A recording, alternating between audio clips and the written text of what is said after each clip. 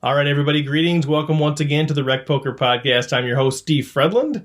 And as always, we are sponsored by Running Aces Racetrack and Casino. This is episode 130. And I'm excited that we have Andrew Brokos from the Thinking Poker podcast, thinkingpoker.net.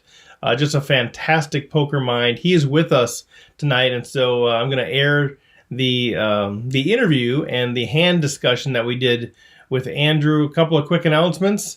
We're almost done, crazy like a fox, almost at the end here, and excited about some opportunities that are coming our way for some potential new interactive training things. So stay tuned for that. Go to recpokertraining.com. You can sign up for the newsletter.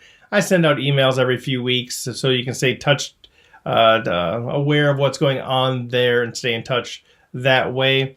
We recorded this one prior to the end of the week of May 12th, so I don't have a Running Aces Player of the Week standing. So once we get caught up or we're doing things more real time, I'll provide those for you. So you'll have to wait and find out, or go to @RunAces on Twitter or on Facebook and figure that deal out. And again, Patreon, if that's something you want to do, support what we're doing with Rec Poker Podcast. I would love to have your support out there for as little as $1 a month.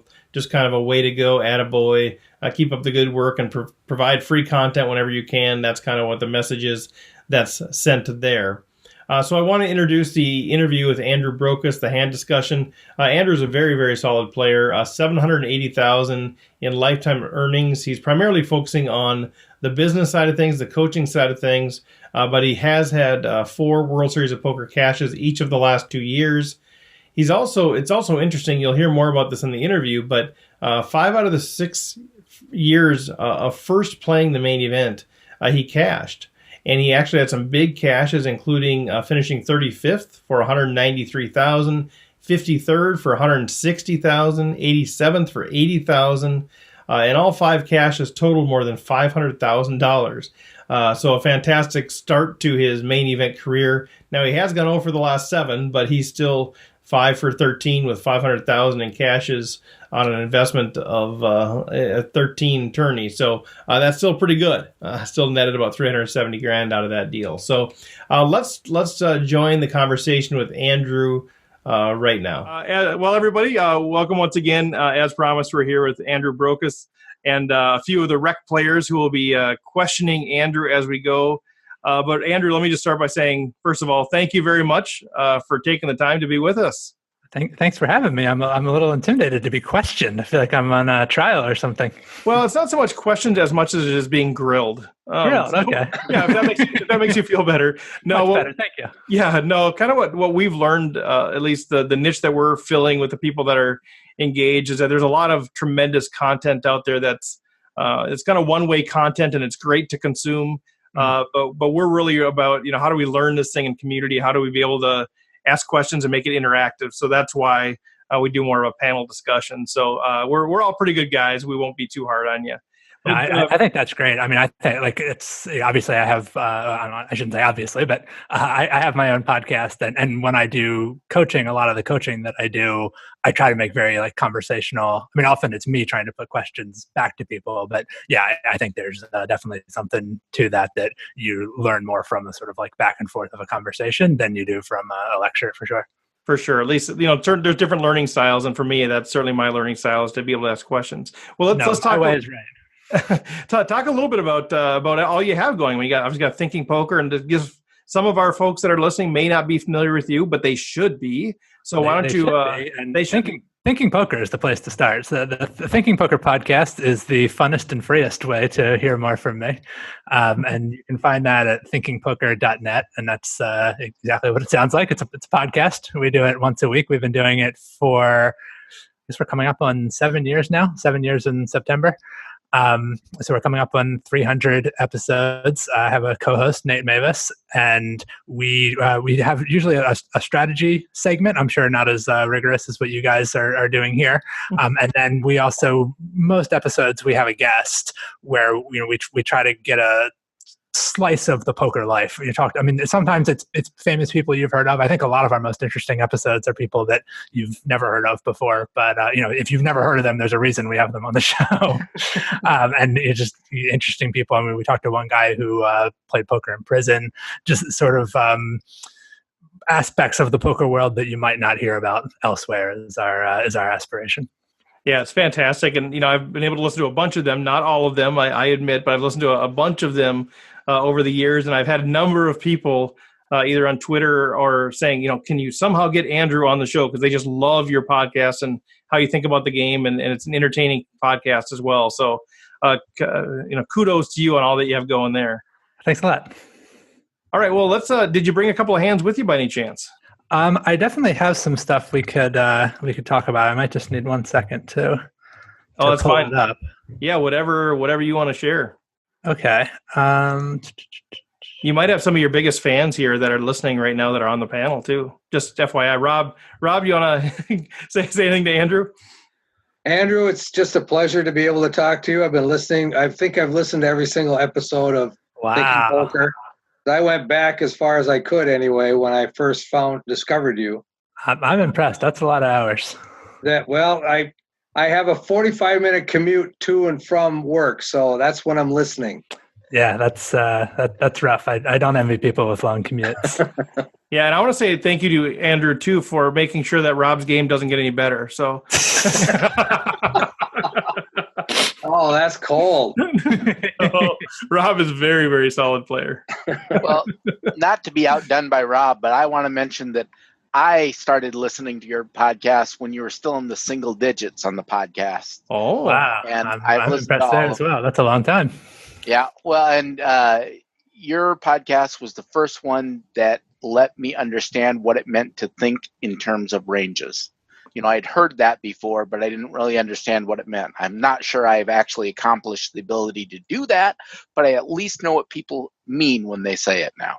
Wow, well, that's high praise. And it's also a good segue, actually, to the first hand that I've got here.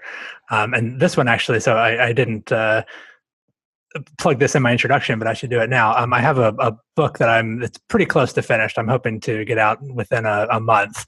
So this is one of the examples from that book, which is meant to be. All right, so I don't want to jump straight from ranges, but where are we on game theory, guys? How do we feel about that? What's our level of comfort and familiarity? Are you talking about just playing GTO?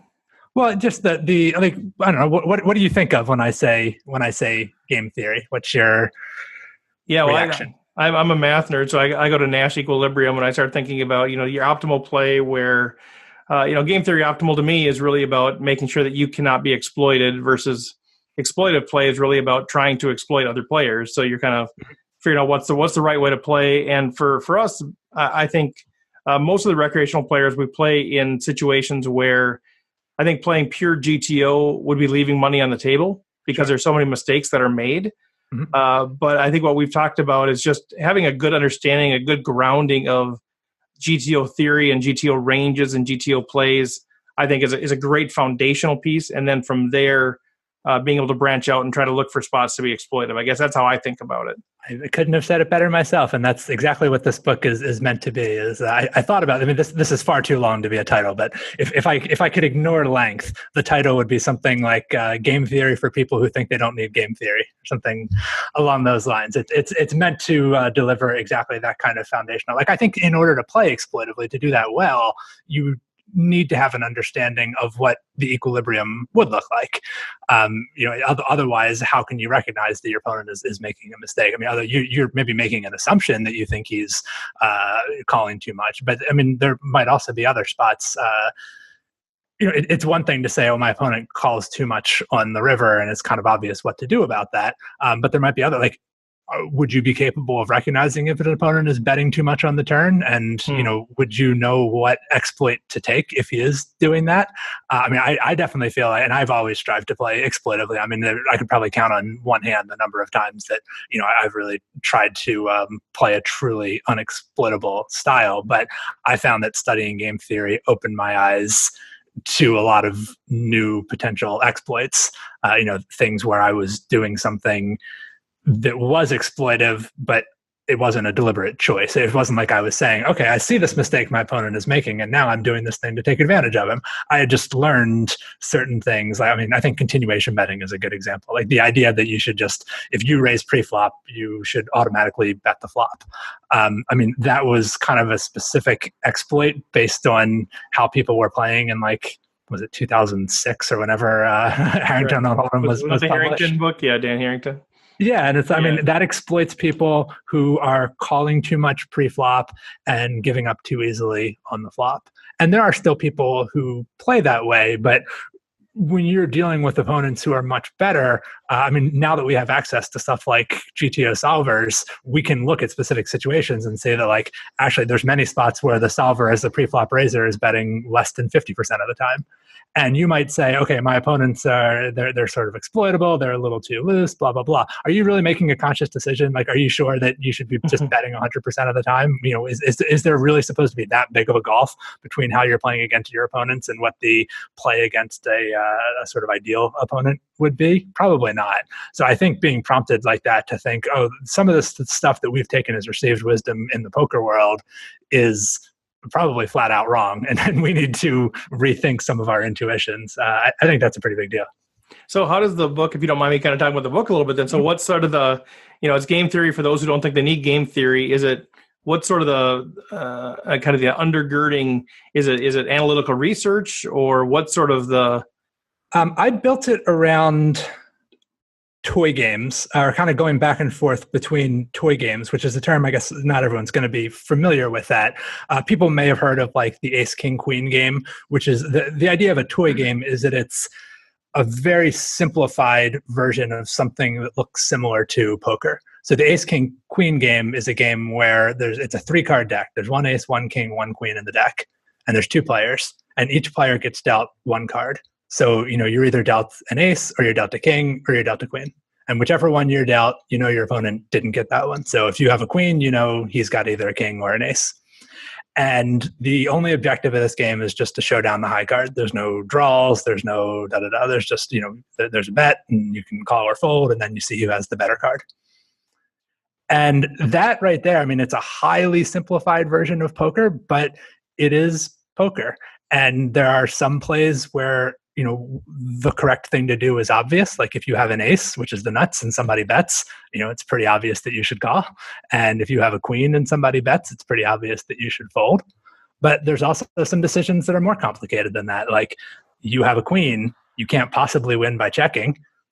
You're not going to make your opponent fold an ace if you bet. But if he has a queen, or sorry, if he has a king, right? He has like a sort of medium strength hand, a bluff catcher, we might call it. If he has a king, he might fold it because he'd worry that you might be betting with an ace. And so, you know, when we say like, oh, I want to play exploitably against my opponents, you don't always know what the exploit is. You know, if you're playing against a player in this game, you have no way of knowing whether that player is going to call with a king or fold a king or do anything in between. And likewise, if you're the player holding a king and your opponent bets, it's not always obvious what the right play is. And I think that comes up in real poker too. I mean, it's great to do exploitive things when you know how to exploit your opponent, but I think we've all been in situations where you're facing a bet and you're like, geez, I have no idea what he's doing here. I don't know what this bet is. It might be a value bet. It might be a bluff. I don't know. I have no idea how to range him. You know, like we have to make decisions like that sometimes when it's not obvious what the right play is. So yeah, I mean, if you see a situation where you can say, I know how to exploit this player, absolutely go ahead and do that. And you know, game theory doesn't tell you not to. Game theory is a tool that you can use or not use. And it's a tool that's helpful in these situations where the play isn't obvious. So we start with a really simple game like the Ace King Queen game, and I show you mathematically how to kind of solve that game or find a solution for that game that enables you to make the best of it when you know, it's not about playing perfectly because you don't know what your opponent's going to do, but it's about making the best decision that you can given that uncertainty. And then we kind of go back and forth from that to, okay, so what are the implications? What lessons can we take from this game? And then apply those to actual Hold'em situations. And then we'll look at a more complicated game. What if the deck instead has 10 cards in it from an ace through a 5? Otherwise, it's the same rule. So if you're dealt an ace, you know your opponent doesn't have an ace. But now this is more complicated. You know, obviously we can value bet an ace. Probably we can value bet a king. Is a queen good enough to value bet? Is a jack good enough to value bet? Does it make a difference whether or not you're in position in terms of whether you can value bet those hands? So as the games get more complicated, they start to look a little bit more like real poker. And again, we go back and forth and look at what are the lessons that we can learn from that game. How can we apply those to real poker situations? Interesting. Yeah, that sounds really good. You said it comes out in about a month or so? That's what I'm aiming for. The writing is basically finished. The main thing I need to do now is settle on a title and get somebody to design a cover.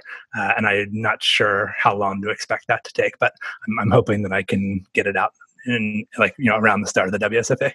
Okay, well, good luck to you, sir. Thank you. Oh, speaking of that, real quick, are you going out to the World Series? Are you playing this year? I will. I will be there for the entire summer. Or the entire series, I guess. Yeah, you guys might. I don't know who knows this, but I was actually looking at your Hendon Mob stats, and then I read a couple articles on you. But you actually, so the main event, you actually cashed 5 of the first 6 years that you played it, and like with total earnings like over $500K in those 5 cashes. And I have not cashed in the 7 years since. Oh, is there? I didn't catch that.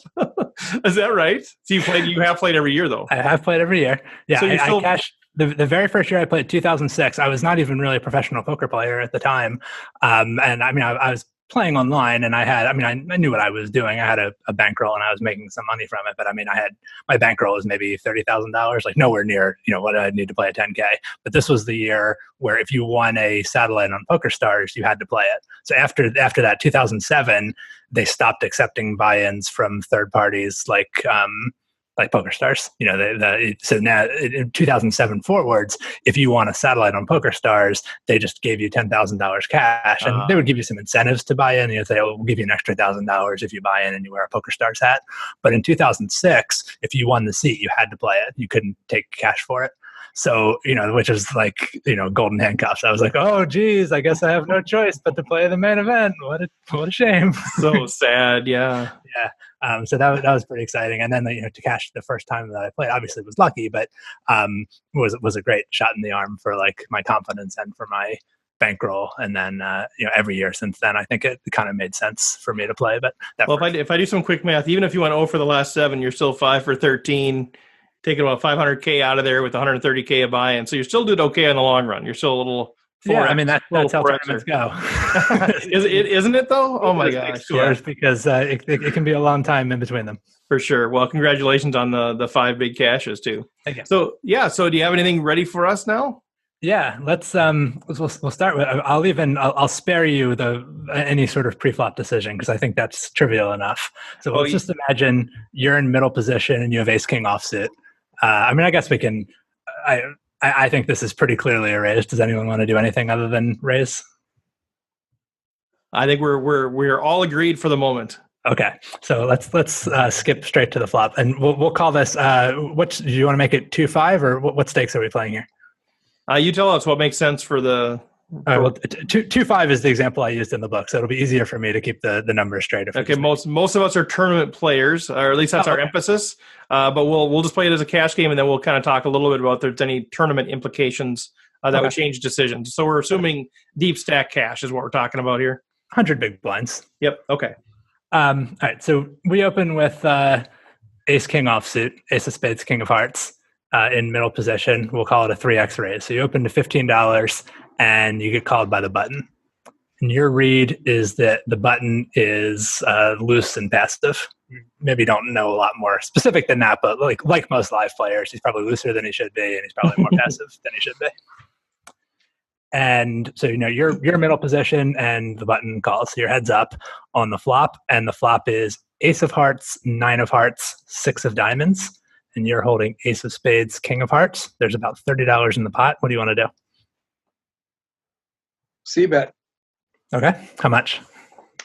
Probably a quarter to a half pot, somewhere in between there. All right. And what are we looking to accomplish with this bet? We hope to get him to, we're hoping for value. Mm-hmm. Basically, maybe somebody with a couple of hearts or maybe a medium pocket pair. Those are possibilities. I would say there's sweeter value to be had than those. If it were up to you, let's suppose that you're a little nefarious, you're in collusion with the dealer, and you can choose which 2 cards you would like your opponent to have in his hand. what would you like him to have?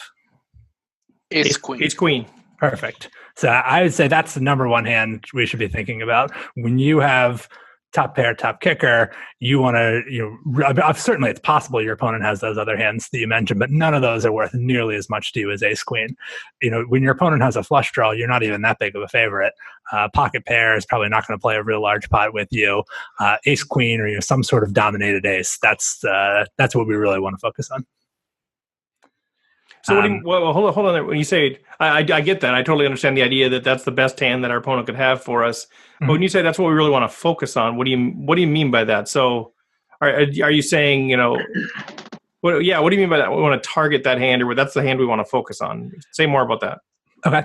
So if we're playing exploitively, we're not going to worry about being balanced, right? We're not going to be thinking about, well, if I do such and such, I'm going to be making it maybe kind of obvious to my opponent what my hand is or something like that. Rather, we're assuming that we can predict to some degree how our opponent is going to play. We can predict certain mistakes that he's likely to make and try to take advantage of those.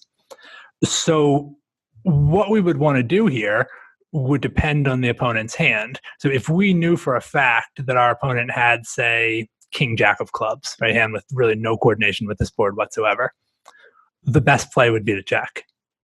If we knew that our opponent had pocket nines, the best play would be to check and fold. And if we knew that our opponent had ace queen, the best play would probably be to bet, maybe to check raise. So if we're going to make a decision about we want to play exploitively, we want to try to predict what our opponent is going to do and then choose a play that we think is going to take advantage of that, we have to pick some hand or hands to focus on because we don't know what the right play is. I mean, the right play is going to vary depending on what his cards are. So there's always going to be a trade-off. If we bet, we're going to increase the amount of value that we win from, say, a dominated ace or the amount of value that we win from maybe a pocket pair.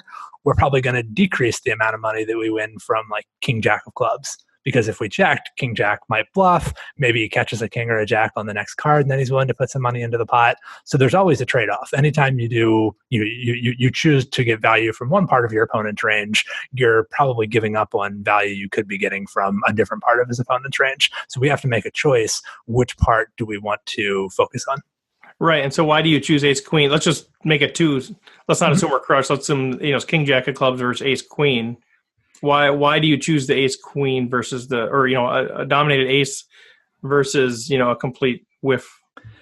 This is advice that I give to people to try to keep it simple a little bit. So like the really ideal way of doing this, I know you mentioned being a math geek, so I'll give you the long form answer here.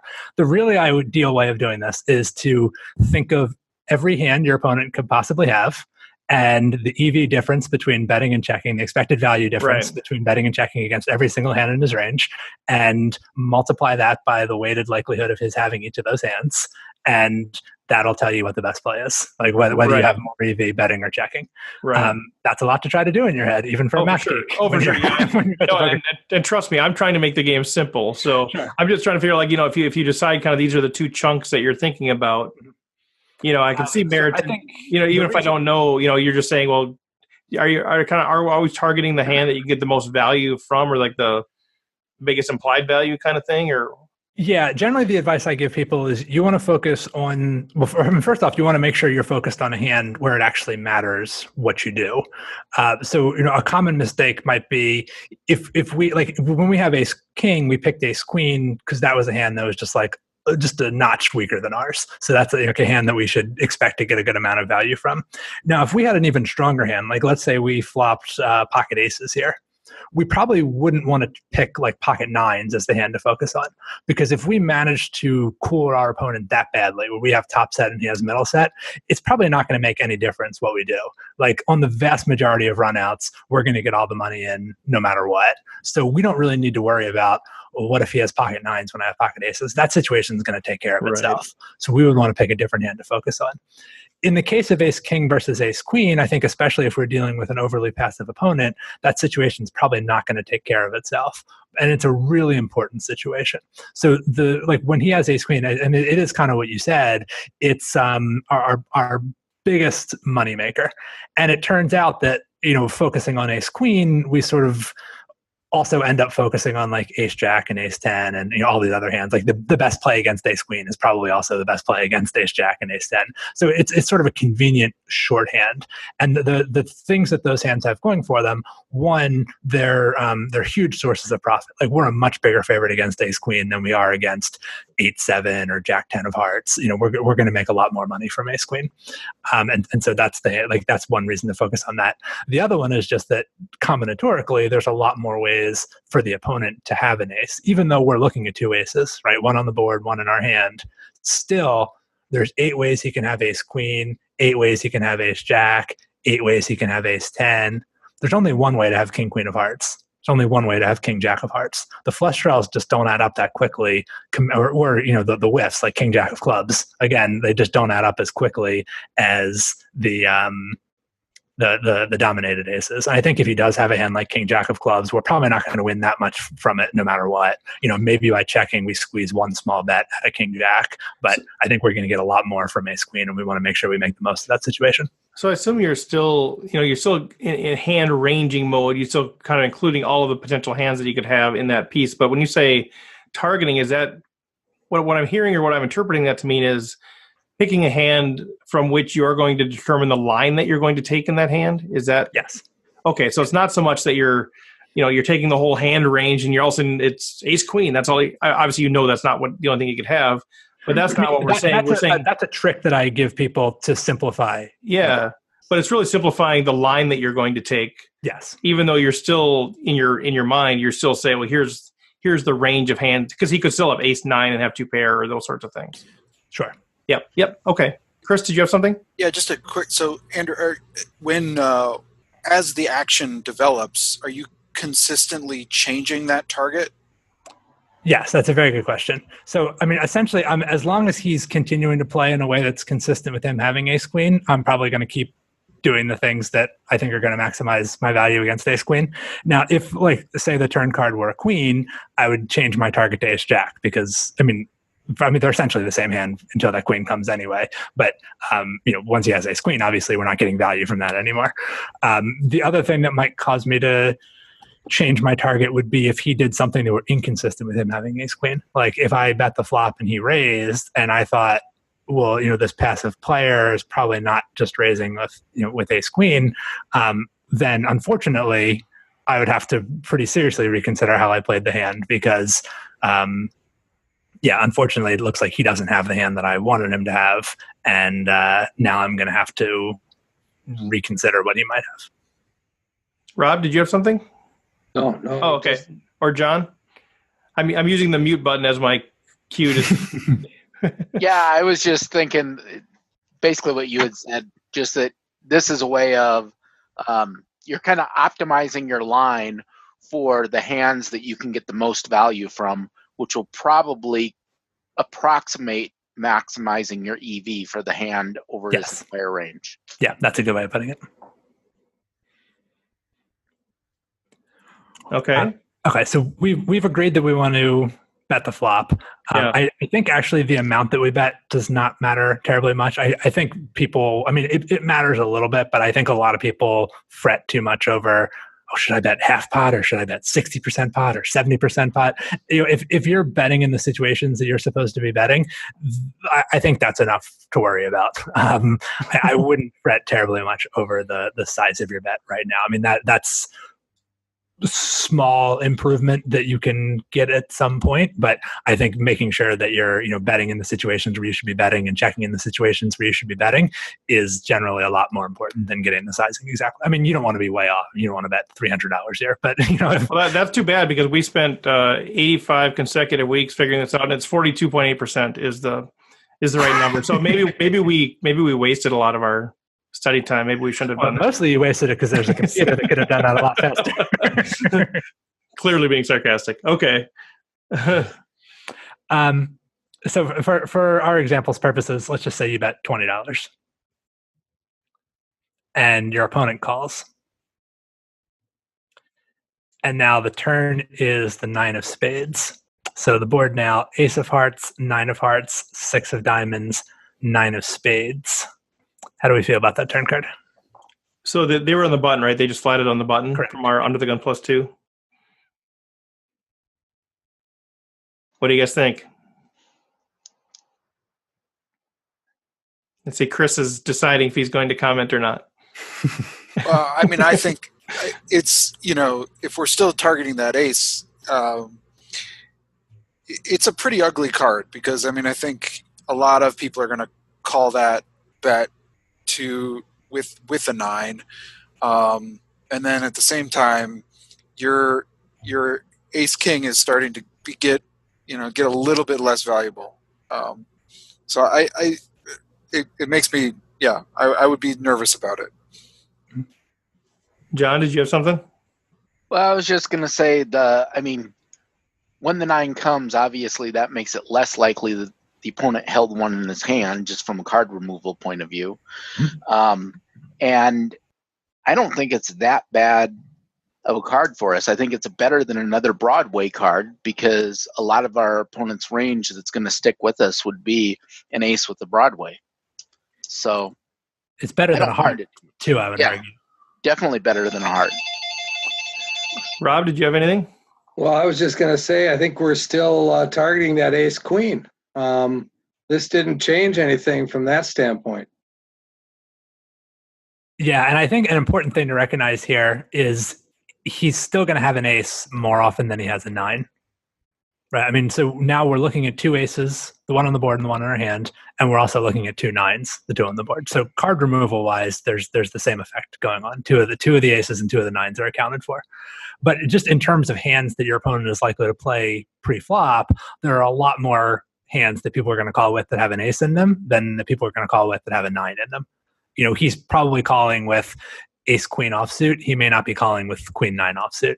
He's probably calling with ace 5 suited. He may not be calling with 9 5 suited. So there's, even if we think it's equally likely based on the flop play and the cards that we're looking at that he could have an ace or a 9, if we think about what kinds of hands is he likely to play pre-flop, he's still going to have the ace more often than he has the 9. It may be true that the value of our hand has diminished a bit on this turn card, but I don't think the overall goal changes, or I don't think the target changes. Right? We're still want to think about ace queen. Ace queen is still a hand that should be willing to put some money into the pot. It's still a hand that the opponent could very plausibly have. There's plenty of other hands that look very much like ace queen that are going to play very much like ace queen. So yeah, I think you guys are right that we want to keep the focus on ace queen. Well, if he has a marginally made hand too, don't you think that's a good card for us too? That he gets, I mean, if he's getting sticky with 7s and 8s and 10s or that sort of thing that he didn't 3-bet with, that's a good card that he's going to feel good about it. If he's ahead on the flop, he's ahead on the turn. He may. I mean, I think the prospects for winning a lot more money from hands like pocket 8s and pocket 7s are relatively poor, I think. I mean, he should be changing his assessment of his hand, not only based on the board texture, but based on our actions as well. Every time we bet, those 8s and 7s should be looking less and less appealing to him, regardless of what the turn cards are. I mean, you're right that like a king or a queen would maybe be worse for him than a 9. Although a 9 does increase the likelihood that he loses to king jack because he can get counterfeited if the river is an ace. Then he loses to king jack. So it's not the very best card for him either. Yeah. I think basically those are just, I mean, if they come along to a bet, great, but I think they're not the hand we want to focus on because there's a decent chance no matter what we do, he's just not putting more money in the pot with that hand. Got it. So I think the better play here is to bet, but the hero in our example doesn't have our intestinal fortitude, and he checks.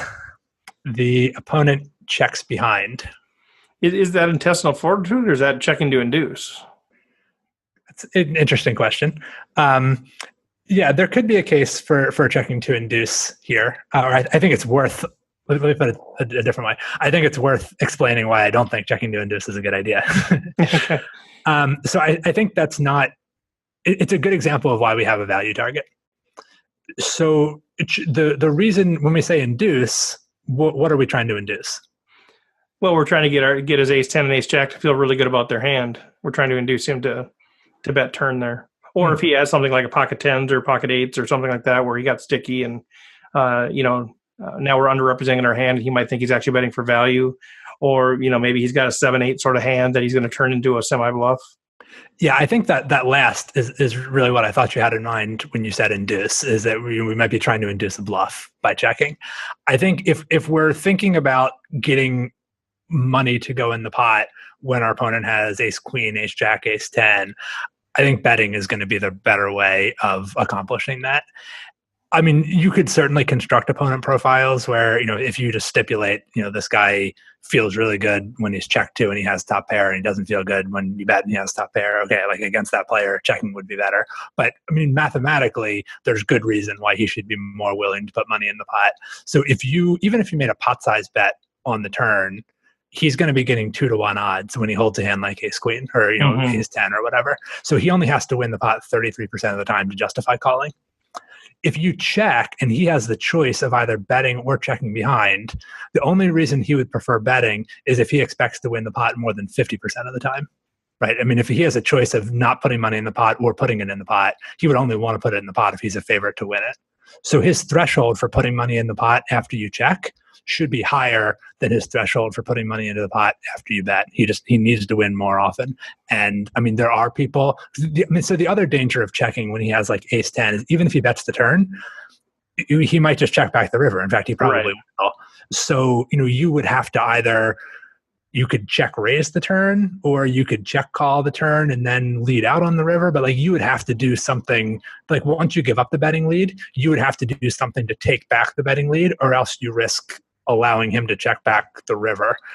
So I think, a lot of times people, and I know I'm not putting these words in your mouth, but people talk a lot about checking for pot control.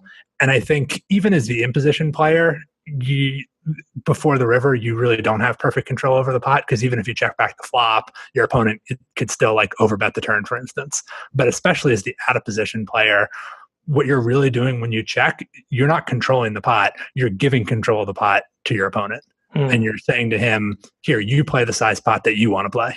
If you want to play a large pot, either because you have a really strong hand or because you're going to bluff, go ahead, you can do that. And if you'd rather play a small pot, which is what your opponent should want when he has a hand like pocket tens or ace 10, he really should be trying to get to showdown more so than he should be trying to make the pot larger. And you're making that easy on him by checking. So, I mean, this is why we have a value target, because I think checking might well be the best play if our opponent had, say, jack 10 of hearts. If we could induce him to bluff with that hand and then we could get in a raise, that would be very appealing. But if our opponent has ace queen, ace jack, ace 10, I think betting is the better play. And, we picked our value target to help us make decisions like this. Right, that's what I was going to say. So that's where that value target idea comes in very handy, because you've chosen a line based on it. So don't deviate from that line. You're trying to get max value from that particular hand, and he's given us no reason to think otherwise. Exactly. I like it. But yeah, in our example, the hero does check behind, and the river is the 6 of hearts.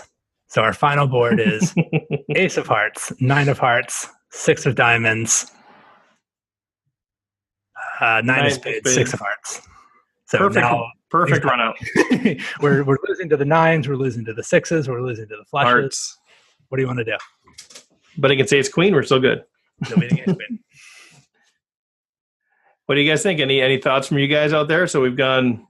So it went check on turn, right? Check turn. Yeah. I tend to bet for value here, I think. Yeah, I think we still have our target, right? Our value target is ace queen. We've been taking that line the whole way, so I think we continue to take that line, and we bet out here. I just think he's going to bet a 9 on the turn, and I also think he's probably. I mean, loose passive, so I guess I don't know.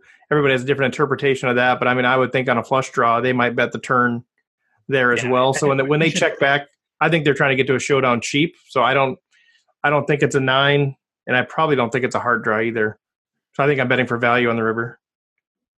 Yeah, that's excellent hand reading. I think even if we can't be sure that he doesn't have a flush, I don't think we could say, no one would be shocked to see a flush here. But poker's not about being sure.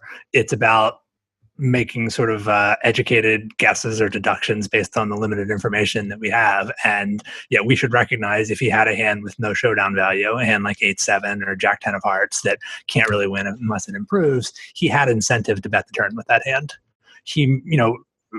He also had some incentive to check, but there's reason to believe that, at least sometimes he might bet the turn. And so those hands, like he had more incentive to bet 8-7, I would argue, than he had to bet, say, ace-10.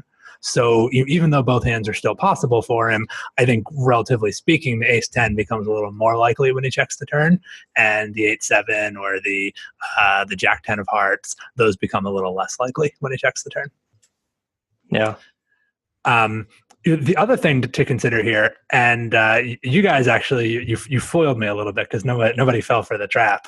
A lot of times when I share, this hand has similarity to a hand that I use in my very first coaching session that I tend to do with people, and it's kind of constructed to walk people into a trap. And I think because we had the value targeting conversation, or maybe you guys are just good. I shouldn't assume that but in any event, you guys steered clear of the trap. A lot of people's inclination on the river here is to check and call. And the reason they like to do that, I think, is that they don't have a lot of confidence in their hand. And so they think, well, I bet my strong hands, and then the way to play medium strength hands is you check and call bets. So I would actually take checking and calling off the table. I think you either want to bet this hand or check and fold.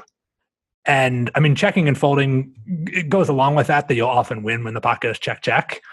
But I actually think it's kind of, so the reason to check and call, just like we talked about on the turn, the reason to check and call would be to induce bluffs. And I just, I don't think bluffs are very likely in this situation. The most obvious draw got there.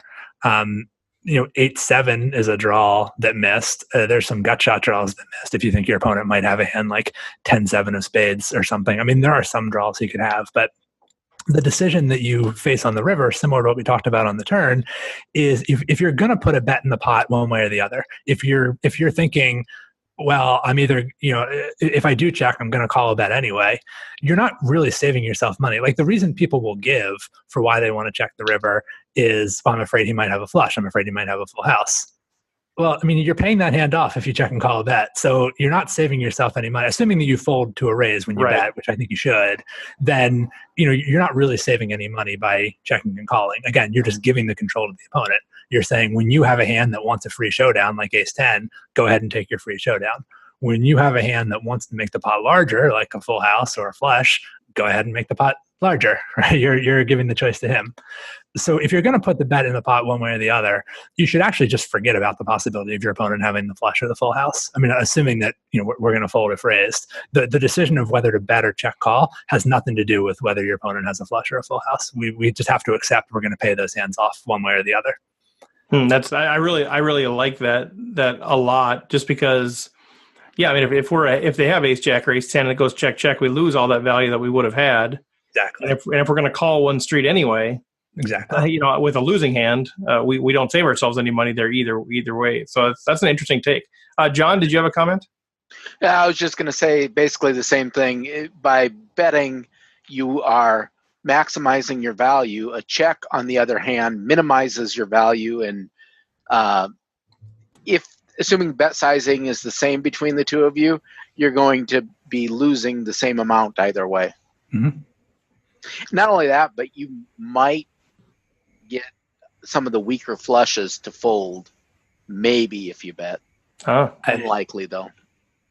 Yeah, I wouldn't count on that. I mean, if we're hoping that he calls with a worse ace, I think, this is actually a disagreement that Nate and I have had on the air a few times, a co-host on my podcast, about whether it makes sense to think in terms of two-way bets, right? A bet where like some percentage of the poker population will pay off with a hand worse than yours, and some percent might actually fold a hand better than yours. I mean, in theory, there's no reason that can't be true, but I can't think of a single time in my poker career when I ever made a bet that I was thinking of it in those terms. I just don't think it's a strategically useful concept to think about. I'm betting here, hoping that my opponent both calls with hands weaker than mine, but also folds hands stronger than mine. That would take a very bizarre sort of opponent to do that. Chris, did you have something? Yeah, are we thinking about this river the same way as we were talking about, maybe we should have bet the turn, and the turn gets called. What are we thinking about this river now? That's a good question. I think the fundamental framework for thinking about it will be the same, although we might well arrive at a different conclusion. So I think at least if we're choosing between betting versus checking and calling, then the framework we would want to use is to think essentially those are just two different lines that target different portion of his range. So betting targets the we talk a lot about inducing bluffs, right, which is what we do by checking. If we're checking, we're targeting the weakest part of his range and we're trying to induce bluffs, assuming we're planning on calling. If we bet, we're trying to induce bluff catches. And I think that's something we should talk about a lot more as poker players, because especially when you're playing against, as you're like your average opponent, especially your average live opponent, is too loose and too passive. And so you really should be thinking more often about inducing bluff catches and thinking less about inducing bluffs. So if you're thinking about betting versus check calling on the river, really you should just be thinking, is my opponent more likely to make calling mistakes, or is my opponent more likely to make bluffing mistakes? Now, the wrinkle, Chris, with the situation that you brought up is we might not want to check and call the river. We might decide that at this point, our hand actually is like, it's not even a favorite. Like we don't want to put another bet into the pot, in which case we would check, planning to fold and expecting that the action will often go check, check, and we'll win. Like maybe, I don't know, 25 or 30% of the time it goes check, check, and we beat a dominated ace. But if we think that flushes and full houses make up a large enough part of his range that we just don't want to put another bet in the pot, then we might not be in that choice of inducing bluffs versus inducing bluff catches. We might just be in the neighborhood of like, our hand isn't good anymore. Or we could get really fancy and try to check raise the river to represent ace as well. But I don't recommend that. Trying to bluff your opponents off of flushes and full houses is not a good idea in my experience. That moment when you're representing what the other guy has, that'll be one of the chapters in my book, just like drawing dead and getting there. That's one of my favorites, and winning small and losing big. Those are the three chapters I know I'll be writing in my book. Sorry. No, go ahead. I was going to say that drawing dead and getting there is actually it's a topic I've been thinking about a lot recently, and it's another one that it's sort of a more advanced application of game theory than what I really get into in my book. But the value of holding a draw on early streets, like when we're thinking about what hands do we want to check raise the flop with, I think most people kind of understand that it's nice to have a draw when you're bluffing on an early street. But something that I've only recently started thinking rigorously about is how likely is your draw to be good if it gets there? Right. So, like bluffing with a straight draw when there's 3 hearts on the board, not that appealing. Or even, having a backdoor flush draw or a low flush draw when, those are, the value of making those is much less than the value. Like if there's going to be 4 hearts on the board when you make your flush, especially if it's not the nut flush, like that's not that valuable of a hand to end up making. It's still good. Like it's a good outcome for you if you were bluffing and then you river a flush. Like that's nice. Right. But it's not that nice. And it really makes a big difference, like how live are your outs going to be if they actually get there. Even just like the pair cards in your hand, bluffing with king queen on 10-9x instead of bluffing with 7-6 on 10-9x. Right. They're both gut shots, but the difference between what's it worth to hit a king versus what's it worth to hit a 7 is pretty huge. My hand of choice for the drawing dead and getting there is the nut flush draw on a paired board. That's sort of been my hand of choice for drawing dead and getting there. Rivering that nut flush on the river on a paired board. Well, Andrew, it's already time, which is crazy. Time just flies by, and I do want to honor your time. So I appreciate you coming on. But any final words of wisdom to RecPoker Nation as far as we're all trying to learn the game, we're all trying to grow together in community. We're all looking for wisdom from wherever we can find it, and obviously you're a tremendous source of that, and you have been to the poker community for many years. But any kind of final parting words for us as we go forward? I got 2. One is listen to the Thinking Poker podcast. Nice. And the second one is, and I'll just try to make explicit something that we were doing in this hand that was important, which is you want to be as explicit and as specific as you can about what you're trying to accomplish with any action that you take, whether it's a bet, or a check or a raise or a call or whatever. And so when I say specific and explicit, yeah, it's nice to say I'm checking to induce a bet.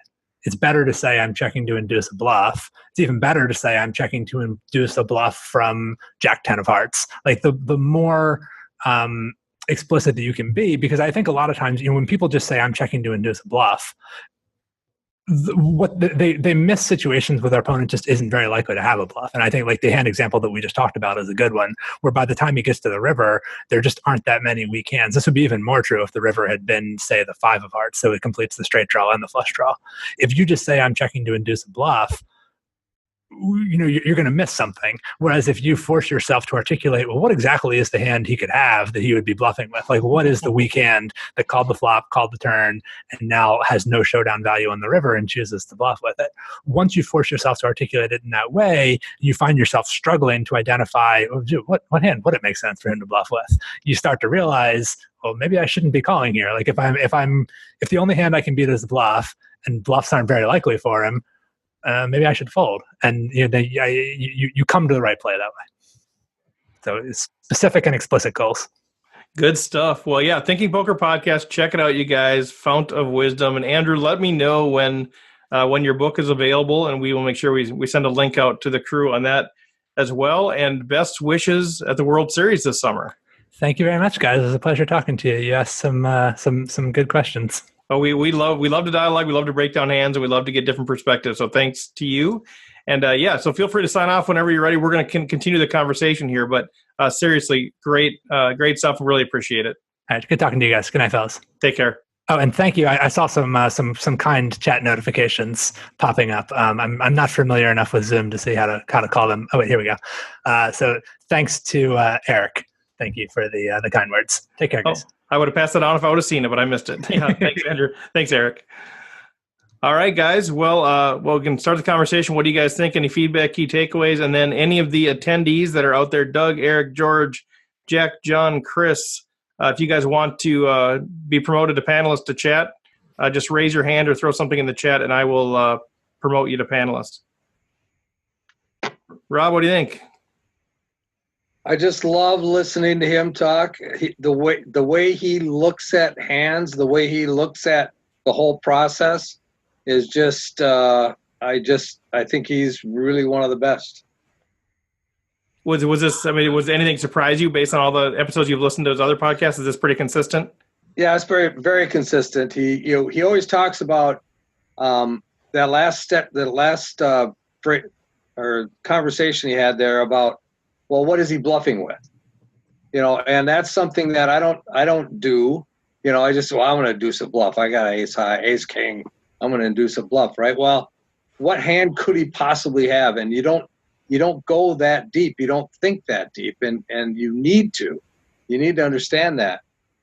And he says that all the time on his podcast when he's talking strategy with Nate Mavis. So yeah, it's very, very cool. Yeah. Chris? Yeah, no, I love listening to him too. I feel like he's so sharp about the game, and this idea of the value targeting thing is one that I both really want to get better at, but I also struggle with too. Like the thing that I struggle with that I'm trying to think about, and maybe people can weigh in, is, I've often heard when you get a hand like this with a flop with an ace 9-6 and you've got ace king, one of the things you're trying to do is like charge the draws, right? Like you bet to charge the draws. And this seems like another way of thinking about it is like, well, forget about the draws. It's like, what's the best case scenario and what's my line against that best case scenario? And sort of like, I'm trying to figure out, well, how do you balance that line of thinking with that idea, that kind of charge the draw sort of line of thinking that I think comes up a lot. I totally agree. I love it. It's like, what are you betting for? You're betting for protection. You want to charge the draws, the 7-8s, or the guy that's got king 9. You want to make him pay for staying there with the 9 or his pocket 10s. And there is still merit, I think, in that piece. But to say, yeah, let's target a hand that we want to try to maximize value on, I think is a very interesting approach. And I do like the idea behind it of let's simplify the game, because that's sort of what we want to do, right? It's an incredibly complex game, and how do we simplify it? but yet still not lose sight of the fact that obviously ace queen is not the one hand he could have here. So it's kind of both. Like I like the idea of thinking about it as, okay, this is the hand that I'm going to target to determine my line for the hand. Kind of like, and then combine that with like the way Peyton thought about things in last week's episode, where he's thinking about, okay, here's the flop. I want to think about what I'm going to do in the turn in the river. And so you can kind of say right now, I'm going to assume it's ace queen, which means I'm going to play it this way. And then until he gives me reason to think something differently. So to me, it's kind of combining those two things of saying, what's the hand we want to target for max value, which determines the line we're going to take. And then also keeping in mind, I guess, the other hands that he could possibly have. I thought it was fascinating. Well, I think it also, if you're looking at maximizing your value for ace queen, a side effect of that is you will be charging the draws. Yeah, right. So the two are kind of compatible. No, that's for sure. Good point. And I just like the idea of, I've heard somebody else say, I don't remember who it was, if they're on the episode or somewhere else, but just, the most value you can get is just keep betting it every street. If you have a good made hand, just bet it every street. And I think maybe it was Alex Fitzgerald or something, but, because I tend to overthink it a little bit. Like I get called on the flop, then the 9 comes on the turn. And of course, the guy must have a 9. He was calling me a second pair. What else could he possibly have? Now he's got trips. Now I'm beat. So I started doing this whole pot control thing, which I think there is some merit in. But yeah, I just lost a ton of value against ace queen, ace jack, ace 10. Nope. Stace, you just muted again. Or something happened. Yeah. There we go. How do you throw that in with what Chris Fox Wallace teaches about chunking? And that seems like a little different approach where you're kind of going, okay, he's going to chunk his range into 3 different areas, or do we target one hand, or which is easier, which is appropriate? Any thoughts on that? Yeah, I was trying to reconcile that a little bit too, because hand ranging is still dynamic, and I think there's still the chunking piece. It feels like Andrew's saying, I mean, he didn't say this explicitly, but he is still sort of chunking it or whatever, but just saying, I'm going to choose the one chunk that I can get the maximum value from, and that's how I'm going to determine my line until they force me to think of the reality that maybe he's in another chunk of hands. That's kind of how I think about it. He didn't say it that way, but that's kind of how I'm thinking about it. Like if all of a sudden, he starts showing hyper aggression, you got to start saying, well, maybe he's in the other chunk that has me crushed. But until he does anything to prove otherwise, I'm going to assume he's in the chunk that I can value bet. And if he's almost like saying too, like if he's in the chunk that is just a complete whiff, yeah, I might miss value by not giving him the chance to bluff. But if I bet and he folds, that's not a horrible result either. So that's how I'm kind of reconciling it. But I think that's exactly. I feel like we're learning this stuff about hand ranging and chunks and all this stuff. And now it's like, okay, let's pick one hand to target. But I think he's really saying sort of a default line that we're going to take the rest of the hand is this one hand that we can maximize value, but then we're going to be ready to adjust and still keep the broader ranging in mind. Does that make sense, Stacy, or what are you thinking about? That might be a little simpler, especially for rec poker players. Because chunking gets a little vague for me. When you just kind of say, oh, the lower end of his range. Well, I don't really like. He's saying, make yourself say it out loud. What exactly does that mean? What exactly hands? Name 2 hands that are in that range, and that's harder. Whereas here, if you force yourself, at least you're thinking about ace queen, then ace jack and ace 10 kind of come fairly easily from that. Then if he what am I trying to say? If he makes a move that says he's obviously not in that line, he's in a different line, like the 9s or something. Okay, right. Now I can move to there. Now what else may be there? And just like you said, move to a whole different chunk at that point. Yeah, kind of. Yeah, how do I play against that chunk? Yeah. No. Yeah. When we talked last week or last Thursday, we were talking about ranges. One of the things that he had us think about was, what does the bottom of that range look like? Right. And Andrew really didn't go there. Andrew went to, what is the portion of that range that you want to target where you're going to get the most money from? Right. So he was more looking at, what is the top of that range that you want to target? So it's kind of almost an opposite approach. I suppose until he made a move that made Andrew think differently and go, okay, what would the bottom of that range be? And is it possible they had, 10-7 or something in that last example? where he would have hit the straight, something like that. Oh, when he changed the river card, like if he changed it to a 5 of hearts or something. Yeah. If that would have forced, made him. Now we're wondering if he's hitting a 10-7. You're going, wait, but we didn't really have that in his range to start with. So, maybe Andrew would go at that point to start doing what Fox was talking about, looking at the lower end of the range. What do you think? I think part of the reason why he did that is in this particular flop, I mean, we flopped really strong with our hand. Yeah. And so we're not that concerned about being beat. So we're not as concerned about protecting ourselves against our opponent's range. Instead, we're trying to look at the chunk where we can maximize our EV of the hand because it is a strong flop. I think if we had a more medium flop, it would have been a very different conversation. And looking at the same approach, I think because there's a corollary to looking at how do you maximize your value. Yeah. The corollary is how do you minimize getting value owned. Well, with this particular flop and our hand, the value owned portion of it is not really big, and it's one of those kind of cold deck situations if we do happen to hit it. That